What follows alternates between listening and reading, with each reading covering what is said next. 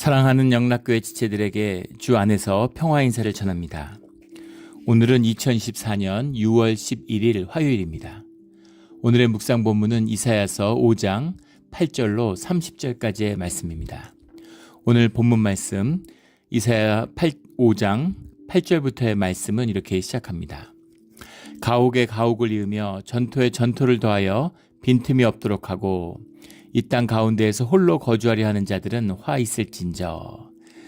우리 5장에 나오는 1장부터 5장까지의 결론이 오늘 5장 8절부터 30절까지의 말씀입니다.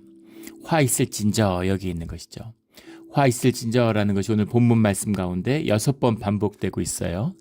6번 반복된다는 것은 6이라는 것이 땅의 숫자라는 걸 여러 번 나누었죠. 성경에서 이 숫자가 굉장히 중요한데 화 있을진저라는 건 호우, 본문에 보면 호우라는 말입니다.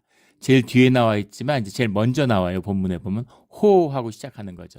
영어의 오 하는 그거하고 같은 뜻이에요. 아이고 우리말로 하면 에고 이런 거죠. 아이고야 어떡하냐 이런 망했구나 이런 겁니다. 화 있을진저라고 하는 것은 주님의 임재가 함께하지 않는다는 거죠. 주님과의 관계가 단절됐다는 겁니다. 이게 화 있을진저의 내용이죠. 주님이 찾아다니면서 벌 주신다 이런 이야기가 아니죠. 주님이 함께하지 않으시면, 주님이 보호막을 거두시면 그 자체가 지옥이고 재앙인 겁니다. 우리 삶의 자리죠. 주님이 함께하지 않으시면, 주님이 우리의 마음을 주장해 주시지 않으면 지옥으로 변해요. 그런 가정들 흔히 보죠. 가정인데 부족할 게 없는데 부부끼리 원수되고 가정 형제끼리 원수지고 사는 게 완전히 재앙이 되는 그런 집들 얼마나 많이 봅니까? 그런 거죠. 주님의 임재가 더 이상 함께하지 않는다. 주님의 보호하심이 더 이상 함께하지 않는다.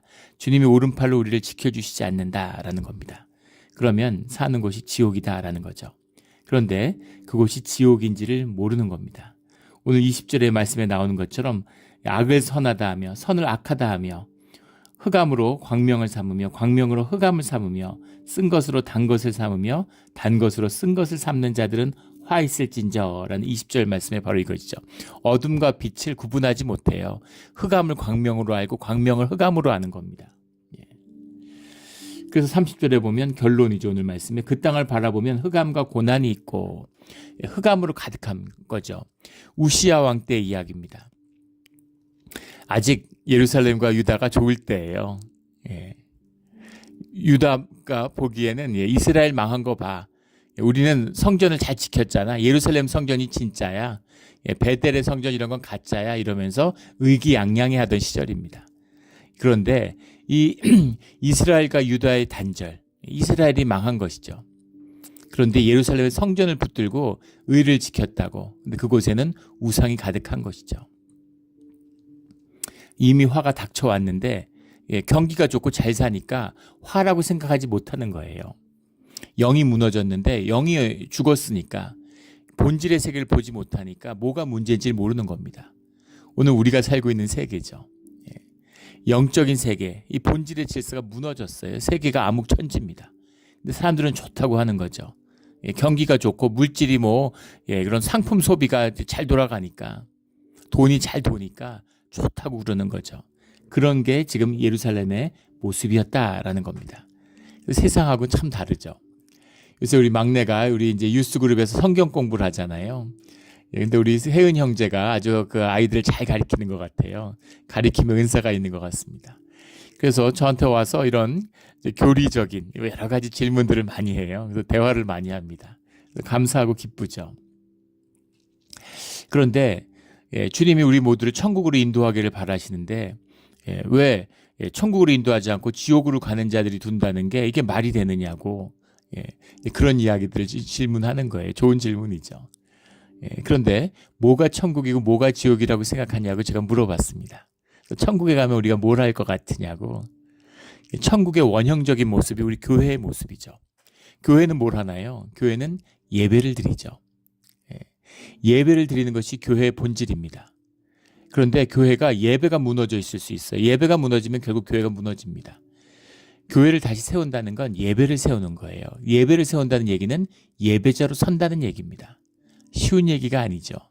주님이 함께 해주시지 않으면, 주님이 함께 해주지 않아서 망했는데, 주님이 함께 해주시지 않으면 서질 못하는데 어디가 먼저입니까? 그런 어려움이 있는 거죠. 그런데 문제는 무엇이냐면 예배가 무너져도 교회가 좋다는 사람들이 있어요. 교회에서 인간적이고 사람 사귀고 그럼 자꾸 이벤트 하려고 그러고 뭐 사람끼리 즐거운 일을 만들려고 하는 겁니다. 사람끼리 즐거운 게 나쁜 게 아니죠. 삶 가운데 주님이 주신 기쁨과 평강을 나누는 게 교회의 공동체잖아요. 근데 문제는 예배가 무너졌는데 주님으로 세우지 않고 인간적으로 세우려고 하는 겁니다. 인간적으로 막 흥청거리고 흥황하고 기쁨 있고 즐겁고 이러면 잘 살 수 있을 것 같지만 결국은 지옥으로 변하죠. 교회가 지옥이 되고 맙니다. 최근에 영국의 BBC 방송국에서 한국의 그 버닝썬이라고 강남에 있는 무슨 특급 호텔에 있는 클럽이었다고요. 춤추는 클럽. 거기서 무슨 폭행 사건이 있고 뭐 마약 사건이 있어서 세상을 떠들썩하게 했죠. 요즘 한국의 국력이 세져서 그렇고 세계화돼서 그런지 한국에 있었던 그런 사건을 BBC에서 다큐멘터리로 만드나 그런 생각이 들었습니다. 벌써 뭐 몇 년 전 사건인데. 근데 그 사건이 화제가 됐는데 클럽과 교회를 비교해 보면 알 수 있을 것 같습니다. 제가 이제 뭐 가본 적도 없지만 제일 보면은 클럽 같은데 그렇게 비싼 돈을 주고 들어간다는 게 이제 상상이 안 되죠. 제가 싫어하는 모든 걸 다 모아놓은 것 같아요. 시끄럽고. 제가 처음이자 마지막이었던 것 같아요. 대학교 1학년, 대학교 처음 가가지고 클럽을 갔었습니다. 나 그때도 여긴 아니구나. 주님을 모를 때였는데도 저하고 맞지 않는다는 걸 알았는데 일단 저는 담배 연기를 싫어하는데 안에서 담배들을 피워도 요즘은 담배는 피지 않겠죠. 막 담배 연기 자욱하고 냄새나고 거기다가 얼마나 소리가 큰지 들어가는데 심장이 쿵쿵쿵쿵거리고 막 몸에 진동이 느껴져요. 그러니까 그 소리만으로도 피곤하고 아주 질리는 그런 느낌을 받았습니다. 거기다 어두운 걸 싫어하는데 어두워요. 그 다음에 사람 뻑적거리는 걸 싫어하는데 사람이 북적북적 하는 겁니다. 그래서 어떻게 내가 싫어하는 걸 다 모아놨을까 이제 그런 생각이 들었어요. 예전에 한 그 권사님이 크루즈 여행을 갔다 왔는데 이제 코하 크루즈 여행이라고 그래서 이제 은퇴하시고 이렇게 비싼 돈을 들여가지고 크루즈 여행을 같이 이제 남편하고 같이 가시게 된 거죠. 남편도 장로님인데 그래서 크루즈 여행 하니까 좋을까 하고 기대했는데 진짜 최악이었다 이런 얘기라 다시는 안 간다고. 근데 크루즈 여행을 갔는데 일단 뭐 그 배가 사실 그렇죠. 배가 엔진이 굉장히 크잖아요. 엔진이 한 5분의 1 차지합니다. 배가 움직인다는 게 쉽지 않죠. 그래서 배에서 계속 진동과 소음이 있는데 그게 굉장히 이제 바더가 되는 거죠. 조용해야 되는데 바람 소리 이런 걸 들으면 새소리 이런 걸 들으면 사람의 마음이 평안해지잖아요. 사람이 회복이 돼요. 근데 기계음, 엔진 소리 같은 거 계속 듣고 있으면 그럼 사람이 피곤하고 지칩니다. 몸하고 결이 안 맞기 때문이죠.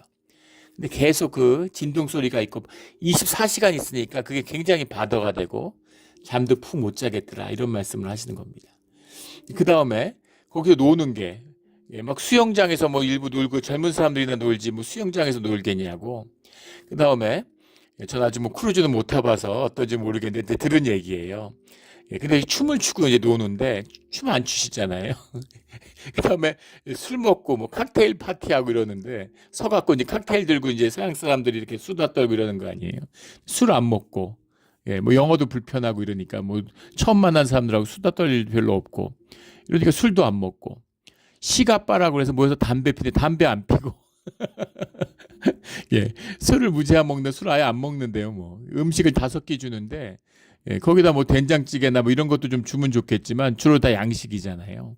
뭐 김치 같은 건 좀 있고 이렇지만은 그러니까 그것도 한두 번이지 먹으니까 물리고 또 많이 먹지도 못하고 하루에 한두 끼밖에 안 먹으면 되는데 한 끼 잘 먹으면 한 끼는 가볍게 먹고 이러시는데 5끼를 막 뷔페 같이 나오니까 그걸 어떻게 먹을 수도 없고 소화도 안 되고 그래서 답답하고 아주 그냥 죽을 고생 하셨다고 이렇게 얘기하시더라고요. 다시는 안 간다고.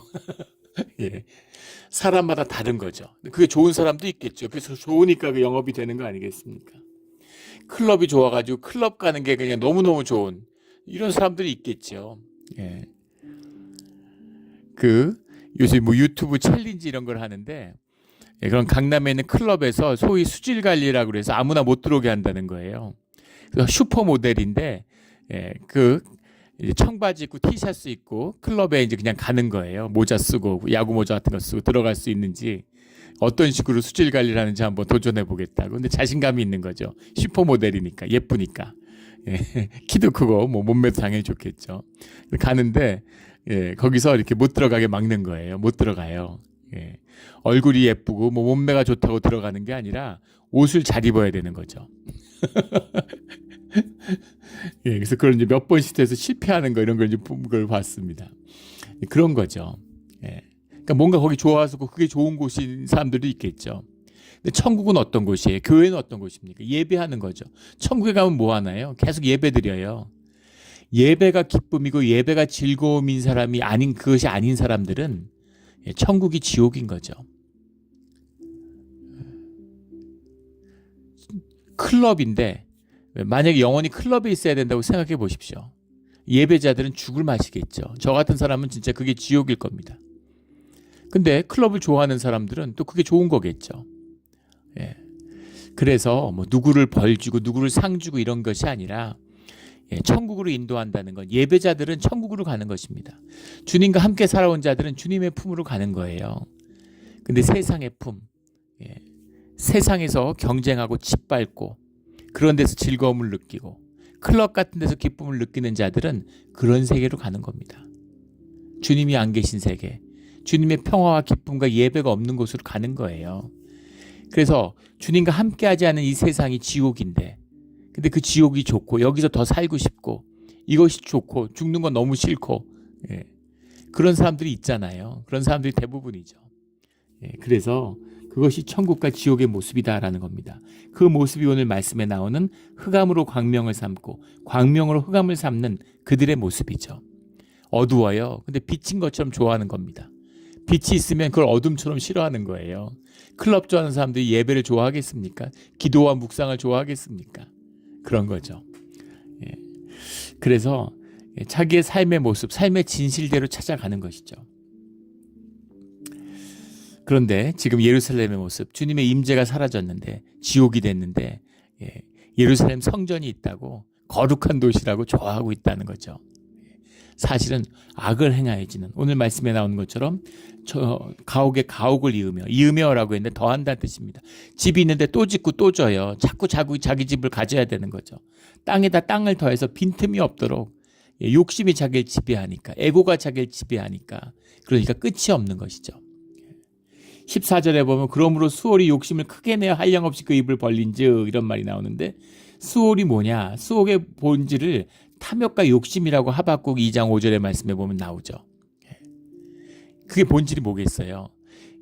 끝이 없는 채워지지 않는 그 지옥입니다. 세상이죠. 아무리 돈을 벌어도 채워지지가 않아요. 재산이 100조가 넘는데 더 벌려고 하는 거죠. 1조만 있어도 근데 어떻게 재산이 100조가 넘는데 더 벌고 싶을까요? 채워지지 수월이죠. 채워지지 않는 겁니다. 거짓의 본질이죠. 욕심이에요. 4배 채우면 되는 거잖아요. 부자 됐다고 하루에 10끼 먹습니까? 그런데 채워도 끝이 없는 거죠. 허전한 거예요. 내 몸이 내 삶에 내 실존의 근거가 되지 못해요. 진짜 몸으로 살지 못해요. 참된 마음으로 살지 못해요. 생각으로 사니까 거짓의 마음, 거짓된 몸으로 사는 것이죠. 채워도 끝이 없고 그렇게 되는 거죠. 진실을 삼지 못하고 죽음을 받아들이지 못하는 거죠. 그러니까 나이가 80 넘었는데도 수백만 불을 써서 계속 성형하고 몸을 만들어가지고 무슨 무슨 그런 거 바디 뭘 만든다고 사진 같은 거 찍어서 남기는 거 했으면 젊었을 때 해야지. 70, 80이면 그 나이에 아름다움을 가져야지. 20, 30대 같은 몸을 갖겠다고. 전혀 아름답지 않지. 추한 겁니다. 수월이 욕심을 내서 입을 크게 벌리는 거예요. 집을 가지면 집이 한 채 있으면 그것도 얼마나 좋습니까? 2채 있다 그러면 그것만큼 좋은 게 뭐가 있겠어요. 지난번에 한국에 통계가 나왔는데 집을 1000채 이상 가진 사람이 수백 채 가진 사람들이 있더라고요. 물론 이제 전문적인 임대업자겠죠. 근데 집을 뭐 한다고 1000몇백 채씩 갖고 있겠습니까? 그렇게 집이 있어도 그게 져줄 것 같은데 그 집 관리하고 물론 사람 두고서 하겠지만 그 사람 관리하는 것도 일이고 아마 그 집에 정신이 팔리고 관리하는 걸로 삶이 다 떠나려 가지 않겠어요? 예. 그 집이 적당히 있으면 새 놓고 벌 수 있으면 삶의 여유를 가지고 살아갈 수 있을 텐데 처음엔 그렇게 시작했겠죠. 예. 집 한 채 있으면 한 채 더 있어서 새 받아서 살면 얼마나 좋을까. 근데 그 욕심이 와락 들어오니까 그 수월에 빠진 거죠. 소홀에 삼켜가지고 끝도 아무리 채워도 채워지지가 않는 거예요. 이 자체가 저주라는 거죠. 그 유명한 이제 기독교의 이렇게 영향력 있는 작가로 유명한 이제 C.S. 루이스하고 톨킨이라는 작가가 있죠. 다 영국 사람들인데 C.S. 루이스는 하고 톨킨 전부 다 이제 케임브리지 대학에서 교수를 했죠. 옥스퍼드에서도 가르치고 그랬는데 그 둘이 이제 교수를 할 때 영문과 교수들이니까 이제 친하게 지냈다 그럽니다. 또 크리스찬들이고 이러니까. 근데 둘이서 이 기독교의 어떤 교리적인 가르침, 그 핵심을 우리 이야기로 사람들이 잘 이해할 수 있도록 비유적으로 소설로 한번 써보자. 누가 그걸 더 잘 드러내는지. C.S. 루이스는 나니아 연대기를 썼고 톨킨은 로드 오브 더 링, 반지의 제왕을 썼다는 거죠.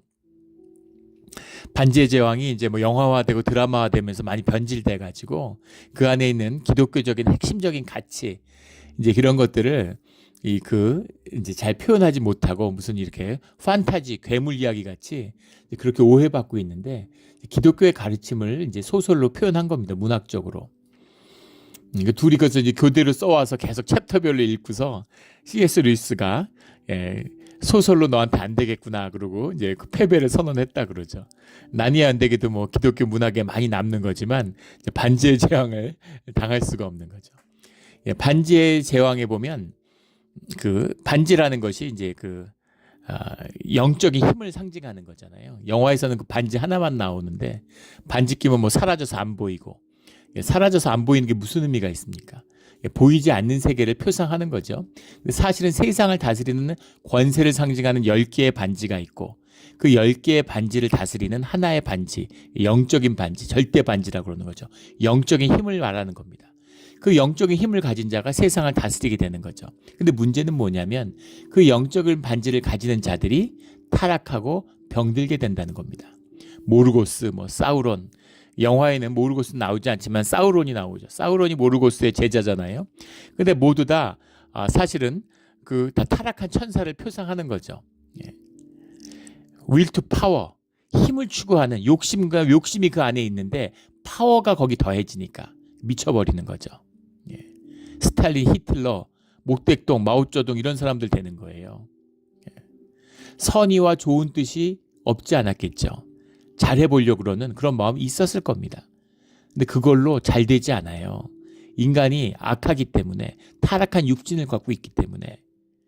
그런데 작은 자기의 한 몸, 법으로 힘이 없을 때 두려움으로 자기를 지킬 수 있을지 모르겠지만 파워가 생기니까 그러니까 점점 더 악해지는 거죠. 그래서 악이 자기를 삼키는 겁니다. 자기는 힘이 있다고 좋아하는데 자기 힘이 아니죠. 힘이 자기를 먹은 거예요. 자기가 높고 자기가 없어져요. 인격이 사라져 버립니다. 그런데도 힘 있다고 좋아하는 거죠. 어리석음의 극치죠. 그런 어리석음. 이것이 수월해서 욕심이 크게 내서 거기 삼켜버린, 거기서 즐거워하는 자, 그 중에서 즐거워하는 자가 거기 빠질 것이라. 14절의 말씀입니다. 그 자체가 저주가 되었다라는 겁니다. 그런데 그 저주 속에서 그걸 풍요하다고 빛이라고 좋아하는 것, 그것도 오래 못 가, 이 얘기죠. 10절에 보면 열흘가리 포도원에 겨우 포도주 한 바트가 나겠고 한 호멜 종자를 뿌려도 간신히 한 에바가 나리라 하시도다. 지금은 물산이 풍족하다고 좋아하는데 결국은 물산도 풍족해지지 않아. 그것도 결국 다 없어지고 다 죽어, 이런 거죠. 북한이 5, 60년대 한국보다 잘 살았습니다. 그래서 체제의 승리같이 막 선전했어요. 한국이 50년 전에 미얀마에서 미얀마, 필리핀 이런 데서, 에티오피아 이런 데서 원조를 받았습니다. 근데 지금 한국이 잘 살게 됐잖아요. 주님의 축복입니다. 참 기가 막히게 주님의 은혜가 함께하고 있어요. 1980년대에 반도체 산업을 일본이 석권했는데, 일본이 메모리 반도체 시장을 장악한 다음에 미국한테 호되게 짓밟힘을 당했죠. 무역 보복을 당하고 정말 폭력적이고 일방적인 관세를 100%씩 물리고 자율 수출을 자기 규제를 하도록 만들고 일본을 엄청나게 괴롭혔습니다. 그래서 결국은 일본의 반도체 산업을 무너뜨렸죠. 한국과 대만에 미국이 기술을 주고 협력을 하고 생산을 기지를 옮기고 이런 식으로 끊임없이 결국은 일본을 무너뜨렸어요. 80년대, 90년대 일본이 섰던 위치에 지금 한국이 서 있습니다. 한국이 반도체 산업의 그 메모리 분야를 완전히 지배하고 있죠. 그런데 지금은 한국이 일본처럼 짓밟혀야 될 순간이 왔는데 지금 오히려 전략동맹이라고 그러고 한국을 뭐 이렇게 함께하고 한국이 미국에다 공장 지으면 보조금 주고 IRA 이런 법안 만들어서 한국을 막 후원해주고 있어요.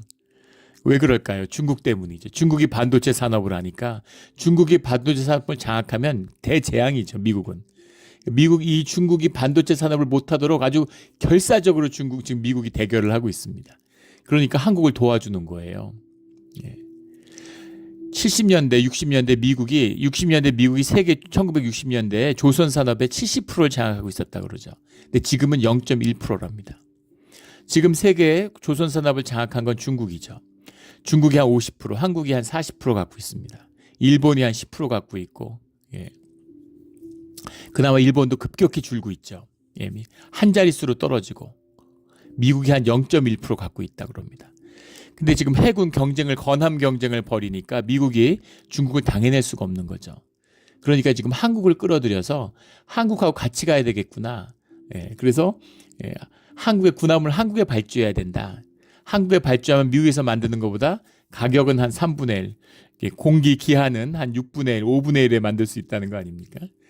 그래서 그 선박 수리라도 한국에서 하자. 그래서 미국의 해군 장관이 얼마 전에 한국의 조선소들을 시찰하고 뭐 계속 그 미국 해군이 한국의 조선소를 시찰하고 한국의 조선기업이 호주나 미국의 조선소를 인수해서 그 규모도 크지 않고 얼마 안 하죠. 사들여서 미국에서 군함을 만들겠다. 미국은 미국 군함을 외국에서 만들어서 갖고 오지 못하게 돼 있습니다. 그래서 법을 개정하는 게 힘드니까 미국에 있는 조선소를 사들여서 우리가 미국에서 만들어서 납품할게. 좀 이런 상황이에요. 믿어지지 않죠. 한국은 어떻게 이렇게 됐을까? 기가 막히게 운이 따르고 있습니다. 근데 한국은 사실 기가 막히게 운이 없는 나라였어요. 한국 역사를 보면 정말 가슴을 치죠. 왜 이렇게 운이 없을까? 그런데 운이 좋은 나라가 됐습니다. 대한민국이 건국하면서부터 첫 개원 국회를 하면서 국회의원들이 다 같이 모여서 국회를 열기 전에 대한민국을 주님께 올리는 예배를 드렸어요. 정말 수많은 박해로 시작한 기독교가 아닙니까? 근데 그 박해 가운데 조국의 독립을 위해서 기독교인들이 헌신하고 핍박받고 그 기도 가운데 이 대한민국의 길이 열렸기 때문이라고 믿습니다. 그 주님이 은혜를 부어주시고 함께해 주신 거죠. 그래서 평양이 동양의 예루살렘이라는 이야기를 듣고 그 평양이 무너지고 적화되면서 그 남아한 사람들이 대한민국을 기독교 수많은 기독교의 부흥의 역사를 만들어낸 거죠. 이것이 주님의 복이 함께하는 비밀이에요. 고난과 어려움이 있지만 계속 뻗어가는 겁니다. 북한은 무슨 뭐 환란과 큰 어려움이 있었나요? 뭐 전쟁이 있었나요? 큰 일이 없었어요, 북한은. 그런데 사람들이 집단으로 굶어 죽는 세계 최빈국으로 떨어졌습니다. 뭐 다른 나라 예에 들 것도 없겠죠. 대한민국하고 북한만 비교하면 알 수 있잖아요. 이것이 주님이 함께하는 이 비밀이에요. 이 축복이 함께하면 그러면 부요함과 풍요함을 누리는 겁니다. 풍요함과 부요함을 쫓지 않는데 그걸 누려요. 하나님을 쫓아서 퓨리탄들이 북미 대륙으로 왔는데 저주받은 땅, 아무도 살지 않는 땅, 그런 땅을 찾아서 이 동토의 왕국에 찾아왔는데 그런 말을 하잖아요. GOD를 찾아온 사람들, 갓을 찾아온 사람들은 GOLD도 함께 얻었다고. 근데 중남미를 찾은 사람들은 젖과 꿀이 흐르는 땅이죠. GOLD를 찾아온 사람들, 엘도라도를 찾아온 사람들은 GOLD도 얻지 못했다고. 그런 이야기를 하죠. 이게 부와 풍요함의 비밀입니다. 축복이에요. 하늘의 복을 얻은 자들이 땅의 복도 얻는 것입니다. 그런데 종교를 만드는 거죠. 하늘의 복은 필요 없어. 땅의 복만 있으면 돼. 마귀의 계계죠. 근데 땅의 복만 있으면 돼 하는 자들은 결국 땅의 복도 얻지 못한다는 것이죠. 그 부요함과 풍요함이 있다고 좋다고 그랬는데 그런데 그것도 잠깐이었다는 겁니다. 열흘가리 포도원, 열흘가리라는 건 뭐냐면 황소 2마리가의 하루일을 이야기하는 그 하루가리, 열흘가리니까 그 가리라고 하는 것이 황소 2마리가 끄는 그 단위로 밭의 면적을 잡는 거죠. 근데 어릴 때 저희 시골에 할아버지 농사 짓는데 그 소를 갖고서 쟁기를 끌으셨습니다. 제가 초등학교 때인데도. 그런데 그 소 한 마리의 쟁기를 끌면 몇 마지기 땅을 하루도 안 돼서 다 해요. 다 갈아요. 그런데 소 2마리가 열흘을 끌면 얼마나 넓은 땅이겠습니까? 물론 현대 미국 같은 데 생각하면 아무것도 아니지만 전통적인 농업에서는 이게 엄청나게 큰 땅이에요.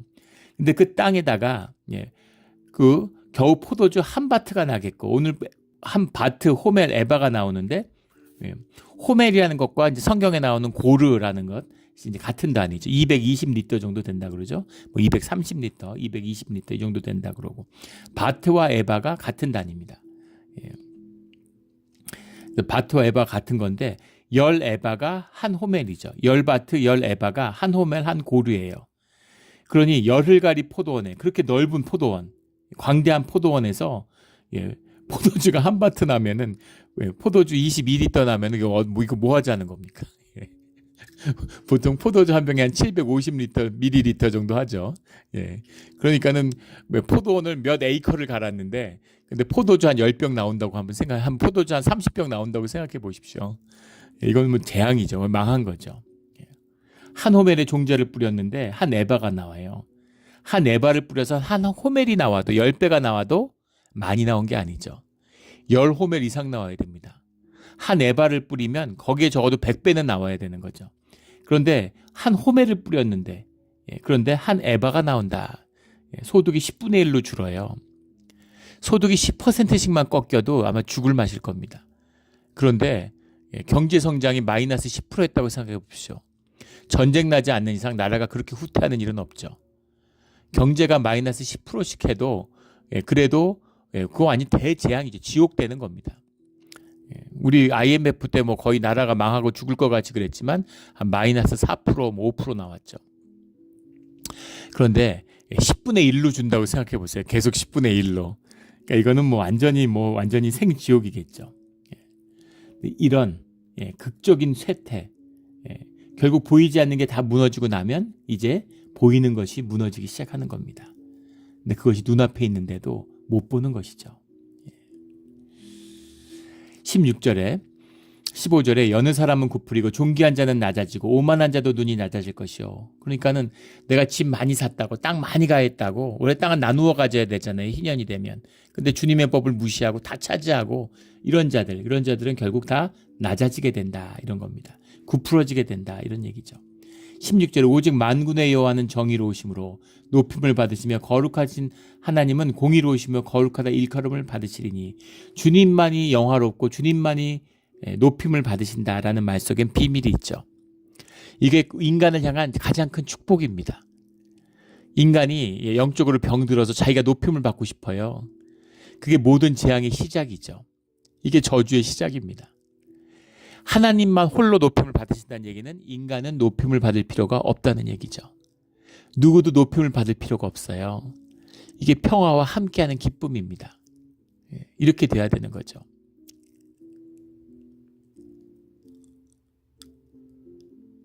회사에서 해고당해가지고 아파트 경비를 쓰는데 내가 A동 경비인데 B동 경비보다는 내가 높아야 되는 거죠. 이게 인간의 마음입니다. 이게 수월이에요.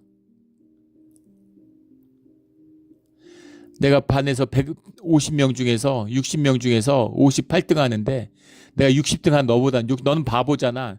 난 너보단 나아. 이게 인간의 마음이라는 겁니다. 병든 마음이죠. 수월의 마음이에요. 그러면 사는 게 지옥되는 거죠. 심지어 부부인데 남편 부인이 서로 잘났다고 싸워요. 넌 시집 잘 온 줄 알아. 나 아니었으면 이렇게 생각하는 거죠. 이렇게 인간이 못나지는 비밀, 인간이 이렇게까지 저열해지는 비밀, 그 비밀이 높아지려는 마음에 있는 겁니다. 왜 높아지려고 할까요? 하나님의 형상으로 만들어졌기 때문에 높은 것의 비밀, 존귀함의 비밀이 우리가 영적으로 그런 걸 가지고 있어요.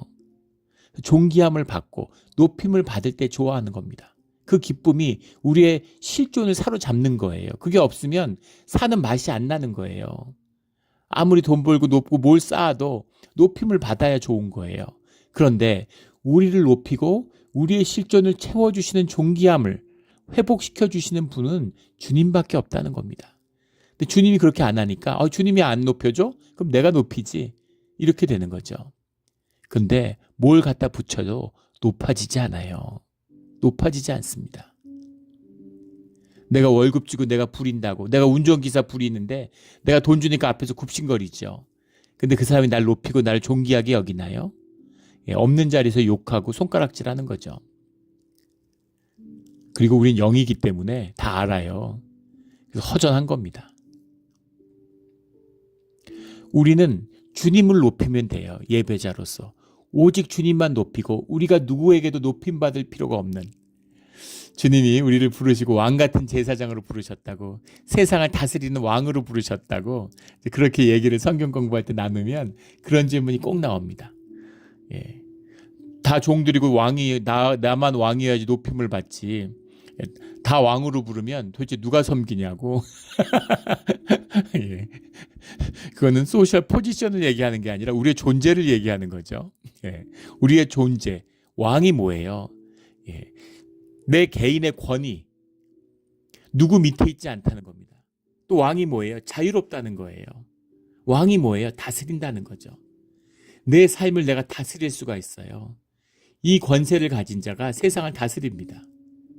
내가 절제할 수 있고, 내가 나의 악함을 다스릴 수 있고, 내가 성냄을 다스릴 수 있고, 내가 온유함으로 살고 자애로움으로 살고 인의로 살고 공의로 살면, 그러면 저절로 높아집니다. 또 높이든, 그런 사람은 높이든 안 높이든 상관없어요. 사람들이 와서 높이든 안 높이든 그게 무슨 상관이 있습니까? 근데 세상과이 줄 수 없는 그런 존귀함을 누리는 거죠. 그 높임을 누리는 겁니다. 그 프란시스코 성인이 사막에 있을 때 이제 사실은 뭐 현상적으로 보면은 거지죠 뭐. 이 구걸에서 먹고 살고 기도하고 들판에서 그러는 거 아니에요. 그런데 그 명성이 뭐 하늘에 닿은 거죠. 그래서 그리스의 왕이 찾아왔다는 거 아닙니까? 가르침을 받으려고. 그런데 정말 그 말씀을 듣고 그 같이 있으면 너무 좋은 거죠. 뭔가 왕이니까 해주고 싶잖아요. 원하는 게 뭐냐고, 내가 뭐든지 주겠다 이러니까 내 앞에 이렇게 막고 서 있지 말라고, 햇볕을 맞아야 되니까 비켜 서 있어라 이걸 부탁했다는 거 아닙니까? 세상이 어떻게 할 수 없는 그런 존귀함을 가지고 있는 거죠. 그런 자존감을 가진 사람들은 상처받지 않아요. 내가 상처받았다, 뭐 교회 가면 맨 상처받았다는 사람, 교회가 무슨 신학이 아니라 심리학이 지배하고 있죠. 그래서 뭐 상처를 받고 치유하고, 물론 상처받고 치유도 받아야 되겠죠. 또 아픈 사람들, 힘든 사람들이 교회에 오는 거잖아요. 병든 사람들이 오니까. 근데 그 치유라고 하는 것은 주님의 임재, 내 에고를 십자가에 못 박고 주님과 함께 될 때 내 안에 임하는 거예요. 무슨 프로그램하고 상담해서 고쳐지는 게 아닙니다. 상처의 본질은 내 에고가 다스려지지 않았다는 거예요. 상처는 에고가 받는 겁니다. 모든 우리 에고를 주님께 못 받고 우리가 한없이 낮아질 때 주님의 높음을 만나는, 한없이 높아지는 이 비밀을, 십자가의 비밀을 만나는 우리와 우리 공동체가 되기를 주의 이름으로 축원합니다.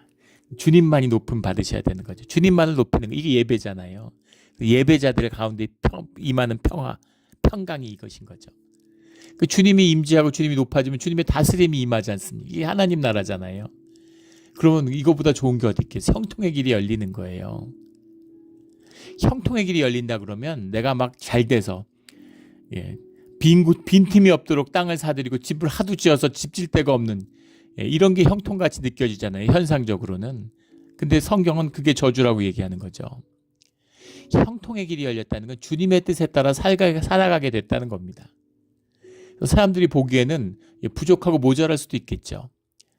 물론 뭐 세상을 보기에 풍족할 수도 있겠지만 뭐든 상관없는 겁니다. 나의 나됨으로 사는 자유함이에요. 그래서 사는 게 쉬운 거죠. 너무 편안하고 좋은 겁니다. 이것이 주의 자녀의 삶의 존귀함이고 형통함이에요. 세상에 어쩌지 못하는 그런 기쁨이 함께하고 있는 겁니다. 이게 없이 수월에 붙들리면, 욕심에 붙들리면 내 자산이 100조인데 내 친구는 재산이 200조 됐어. 그러면 삶이 지옥인 거죠. 내가 220조 벌 때까지는 삶이 회복이 안 되는 거예요. 그래서 삶이 끝없는 경쟁, 인생 다 떠내려가고 돈을 하늘같이 쌓아놓고서는 떠나는 겁니다. 아무것도 가져가지 못하고 황폐한 심령을 가지고 떠나게 되는 거예요. 지금 이스라엘의 모습인 거죠. 17절에 그때에는 어린 양들이 자기 초장에 있는 것까지 풀을 먹을 것이요 유리하는 자들이 부자의 버려진 밭에서 먹으리라. 이 17절의 말씀에 많은 논란이 있습니다. 이게 무슨 말일까? 이 말씀이 일단 축복일까요? 저주일까요? 어린 양들이 자기 초장에 있는 것까지 풀을 먹을 것이요 유리하는 자들이 부자의 버려진 밭에서 먹으리라.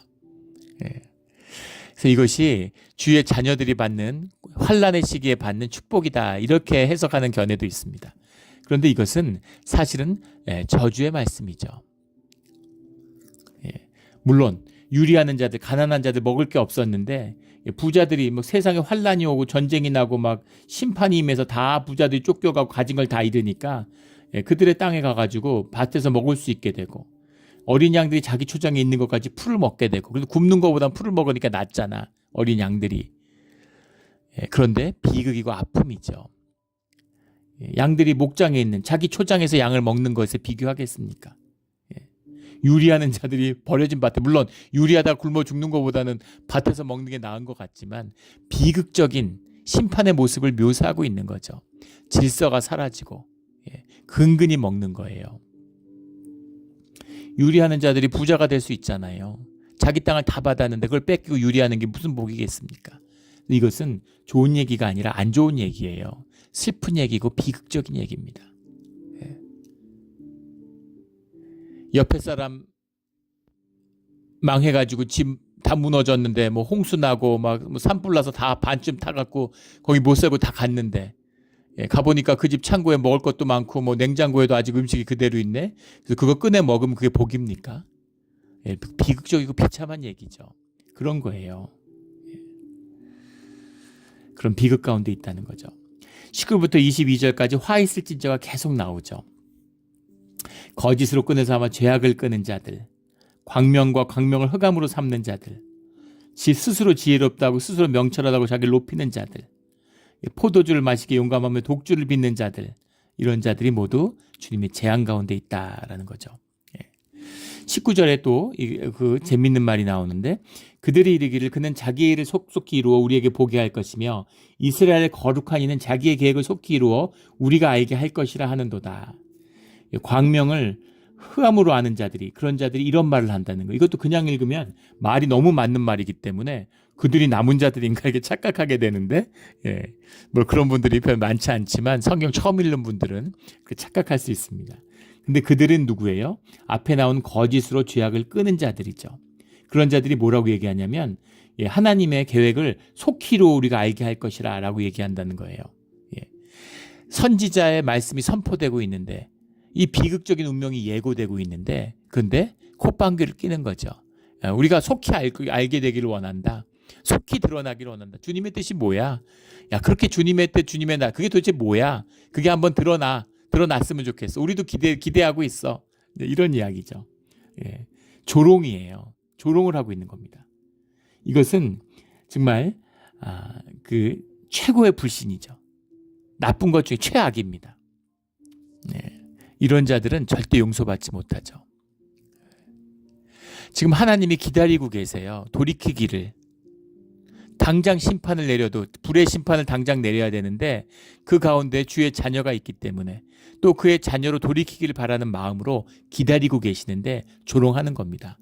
심판한다며 벌 준다며 빨리 해봐 이런 거죠. 심판 좀 해봐 어떻게 되는지 이러고 있는 겁니다.